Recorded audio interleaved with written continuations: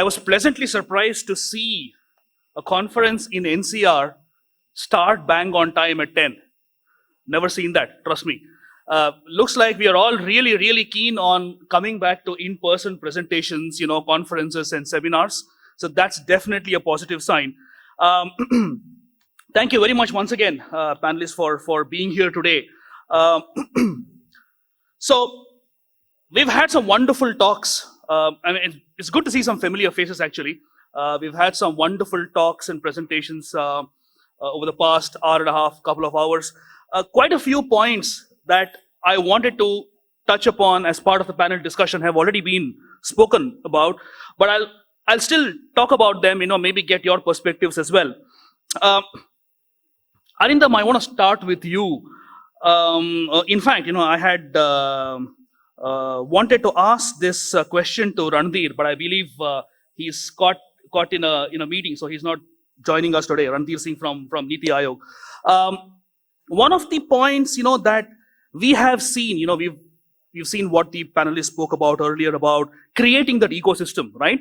And for me, one of the most interesting things that came about in the recent past, from the government's perspective, is the Shunya campaign, right? The Shunya campaign that talks about innovating to zero pollution, zero emission. That's a wonderful campaign. The way we are looking at, of course, India probably was the country that invented Shunya, a few thousands of years ago, but it's very relevant and apt that we are today talking about the Shunya campaign, where it's a collaboration between NITI Aayog and RMI to look at how we can increase electric mobility, adoption of electric mobility, especially in last mile delivery, fleet operations, and so on. So I just read about it a little while ago, and it's got three elements, right? One is to improve corporate awareness, right? To adopt electric mobility. The second one, to improve customer awareness. I think both Nitin and Sohinder spoke about customer awareness, how you can improve that and what role it will play in increasing EV penetration in India. The third one is the toolkit, right?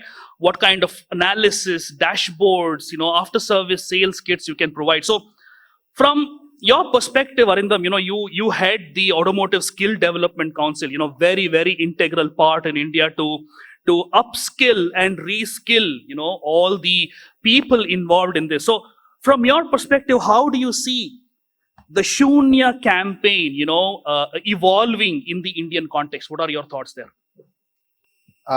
Yeah, absolutely bang on. I think to get started after this very enlightening discussion of the previous panel and the various presentations. And all of this is going to happen if, I think Sohinder ji also spoke about a need for awareness. Awareness not only in the industry, not only in the people who are involved in this process, is this time effectively also increasing our awareness on electric vehicle technology, electric vehicle adoption, the benefits, etc., to the younger minds. And they are the future of this country tomorrow. They are the ones that need to be convinced today and help in the decision making whether you want to adopt an electric vehicle. People like us who spend already 30 years in the industry, very comfortable with ICE engine, anything new at this stage of life will always upset you. But for the youngster, that's what they need to get started with, and therefore there is a huge interest. So we've started in a small way. I think two initiatives that I can definitely talk to you about that we're trying to do. One is in partnership with the Ministry of Heavy Industry and ARAI, we are reaching out to EV awareness program at colleges so that the potential buyers for tomorrow, users of tomorrow for the EV segment are the ones who are aware as to what is this technology. This whole sense of, I think, fear of unknown, so to say, is what keeps somebody not wanting to do something which has got so many different benefits, essentially. So we're trying to address that element, that let it not be an unknown, it's known, and then you make a conscious choice and be part of this. The second is, of course, we are also working with quite a few OEMs, both established and some newcomers, where we also putting out significant amount of digital learning content, which actually people can do at their own leisure, but also get kind of the whole awareness, the history of electric vehicles, why it did not take off in the pre-IC engine era when it had got started, what was the learning from there, what can we do today. And EV today is not only about electric vehicle, but it's also about connected vehicle, autonomous vehicle.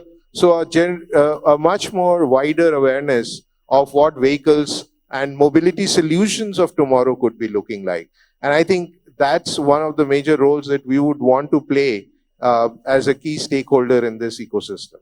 Excellent. Thank you very much. Arindam, I'll come back to you on a couple of points you made, some very, very interesting things you said.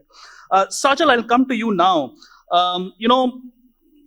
Couple of the previous panelists and even, Sun Mobility, we've seen how battery swapping is going to become the choice for, let's say, some of the two-wheeler fleet operators, three-wheeler fleet operators, electric fleet operators, and so on.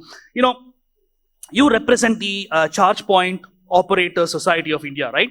So one of the key challenges, that we have seen, in terms of EVs penetration in India is number one, the mindset, customer mindset, availability of charging infrastructure, and new business models, right? Today, we are already seeing the emergence of new business models like subscription, short-term rentals, short-term leasing, right?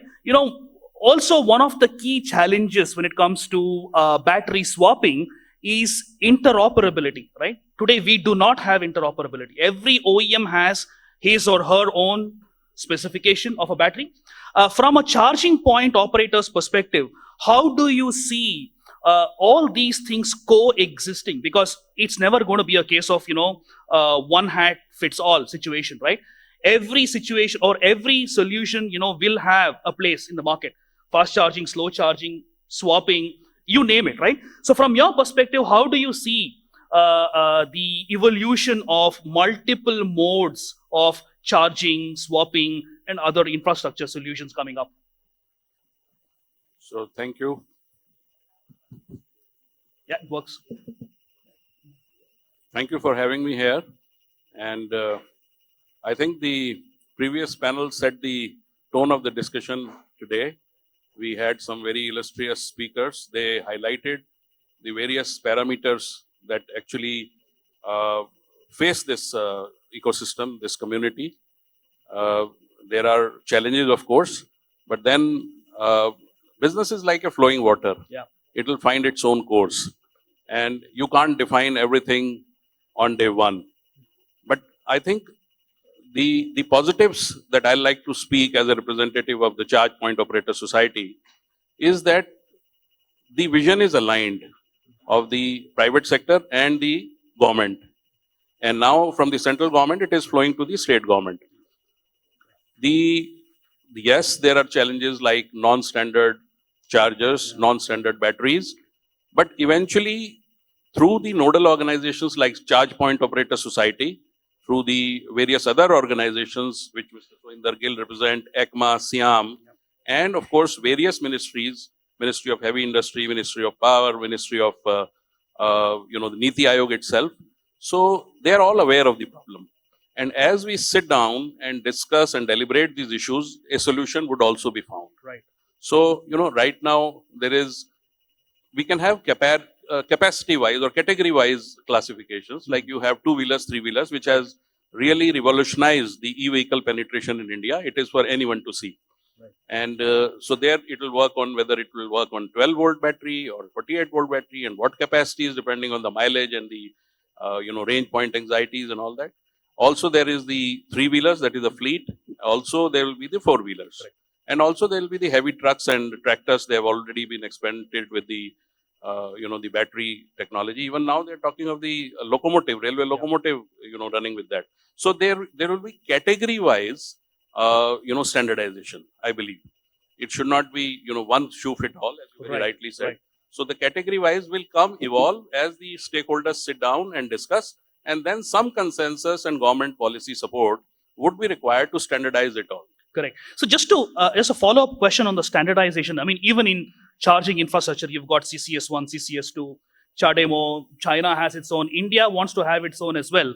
So there also, do you see, specific vehicle segments or ratings, power ratings, playing an important role in saying, okay, look, for this power rating, this is likely to be the protocol that is going to be used. So how do you see that evolving? Again, multiple things coexisting, and no one solution fits all there.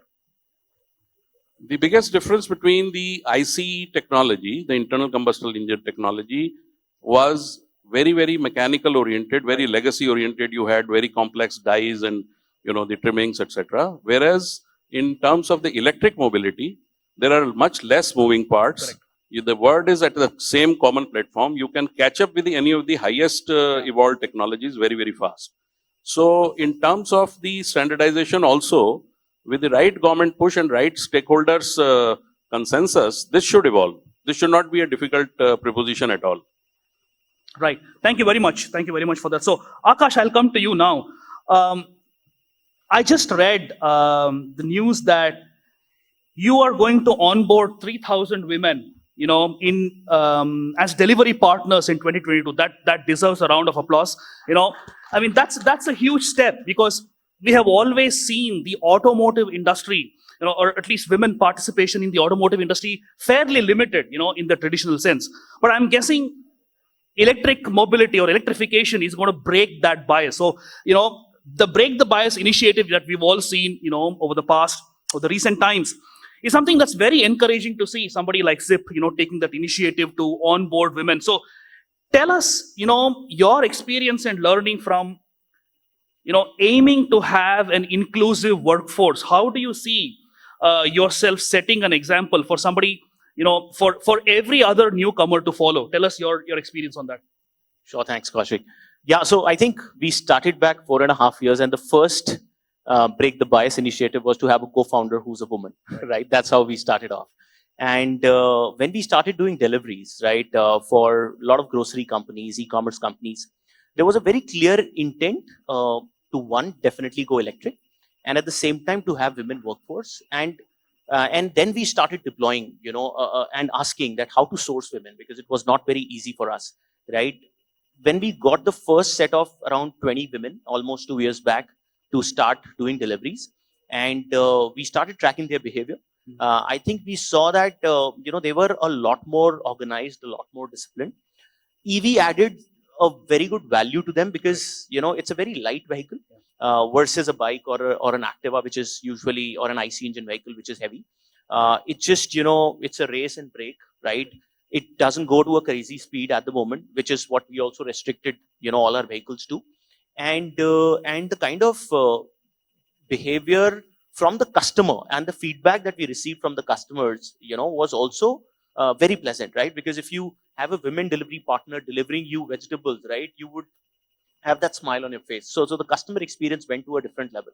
And hence, when we expanded now to a fleet of about 5,000 EVs, right, the clear intent is to ensure that at least 15% and gaining towards 20% of all the delivery executives that we onboard should be women.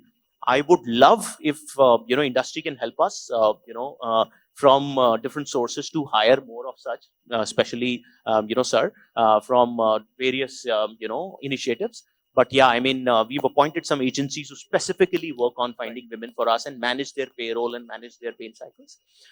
The other intent is that what we feel is that a lot of women who can work part-time, right? Because they are free during the afternoon times, and if they can come out, do some gigs, earn more buck for their family and become more inclusive and independent, right? And add more to the family. That is the second initiative that we are now driving through our rental model, where people can pick up the bike for a day, for half a day, and then can do their gigs and then, bring it back to any of our hubs. Right. Also, I think something Sajal also mentioned, the number of components in an IC engined vehicle is much more than what you see in an EV. So is the ease of operation of an electric two-wheeler or three-wheeler also playing a role here in employing more women? Yeah, that is big time. So 2,000 versus 200. Exactly. In terms of number of moving parts, the key moving parts are a battery motor controller, right? Charging, especially on two-wheelers, is a lot more sorted because you can actually charge it at home also. While swapping infra is also being building up quite aggressively as we are working with a lot of ecosystem partners in that space. It's almost like a mobile phone, right? You can put Correct. it on charge and you can actually charge this. So yeah, but I think this is now just moving towards a way that we can have a lot more women, a lot more men getting more jobs because of the EV focus that we are all building. Excellent. Thanks for that.